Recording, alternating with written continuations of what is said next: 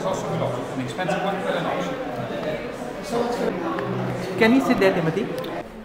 So, Timothy, today evening's program, I mean, what exactly is the point that it makes? The point is that the Goa Military Hospital had for a long time a garden. And the garden was a place that was a shared space culturally, scientifically, botanically.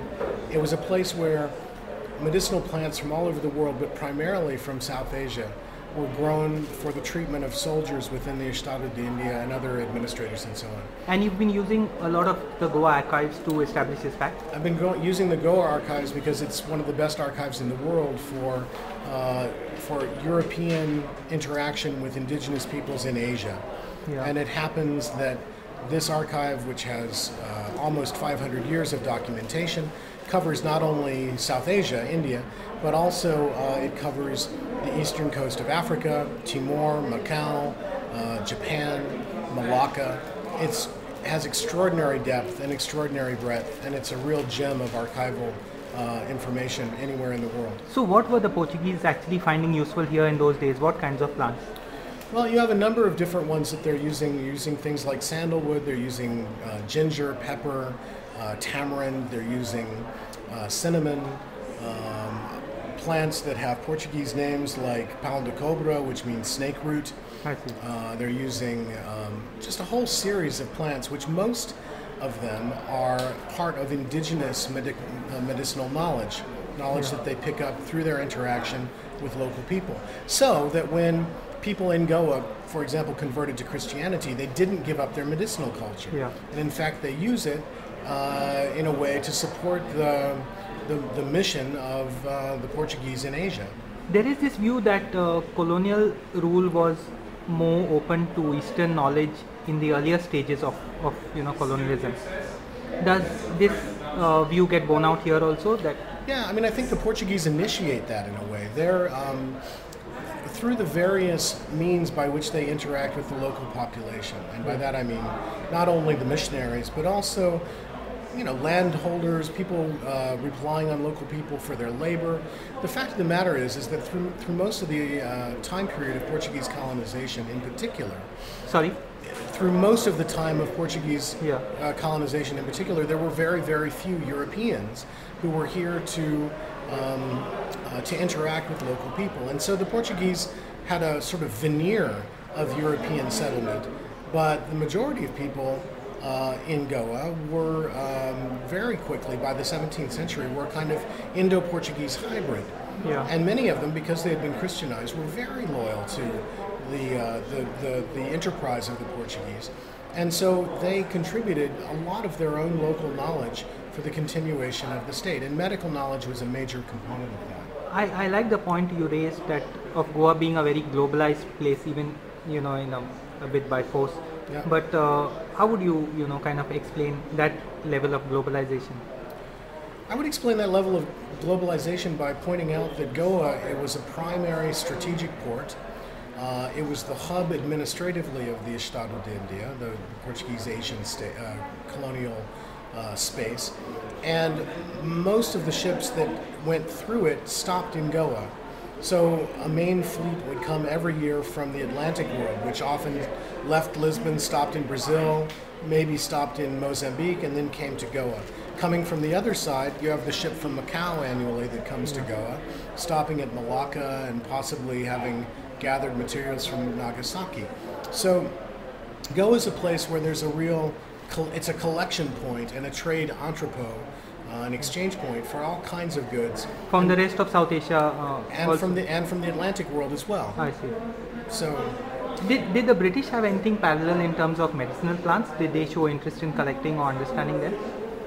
Or was the work already done by the time they came on the scene? Well, that's the other thing that makes the Portuguese so interesting, is that Portuguese missionaries and Portuguese colonial administrators do a lot of the fundamental foundation ethnographic work that helps the later colonial powers, like the British, like the French, like the Dutch. You find, for example, handbooks on language, dictionaries, that are not that are translated from what the Portuguese originally did. So it's the Portuguese who are learning local languages, including the medicinal terminology. And then instead of doing their own studies, the British very frequently relied on Portuguese works and just translated them into English. I see. So what was the kind of tone that the Portuguese adopt while describing these plants? Is it one of acceptance? Is it one of being skeptical, or what? It's one of acceptance, and it's also one of using things out of necessity. The Portuguese had, there's a wonderful Portuguese phrase, falta de condições, lack of conditions. I see. And the Portuguese often, because of their very meager resources, relied on local resources because they didn't have their own. They weren't in a position to impose Western medicine on Asia.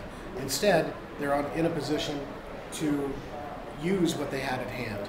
And that's what they did. They tended to rely very heavily on the medicine of local people. And they did it not only here, but in China and in Brazil. Yeah. Finally, when it came to, kind of people and medicines, you made the point that people were very important because they were dying in Asia, they couldn't survive it, and the medicines were therefore also crucial. Could you just elaborate on that? Portuguese mortality rates are extremely high right into the early 19th century. And the Overseas Council, the colonial council based in Lisbon that set policy for all the colonies, was well aware that they needed to keep their human resources alive.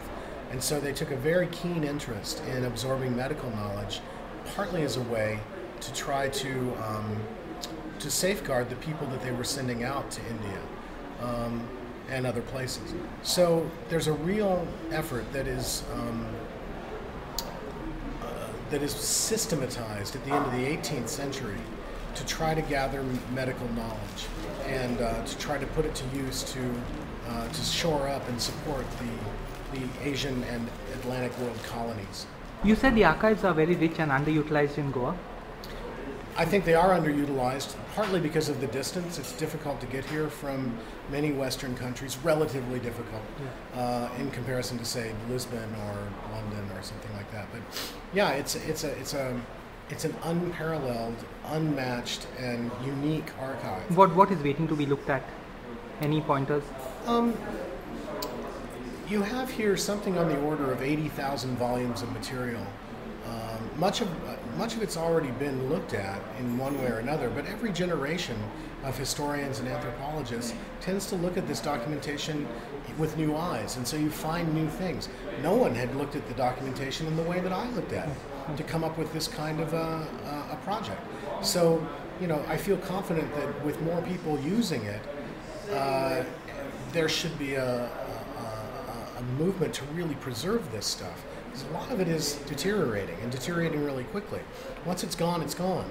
So it really needs to be digitized, it needs to be preserved, and it is the best resource that we have for sort of East-West contact in the early modern period. So thanks. I think I'd like to leave it there. Thanks.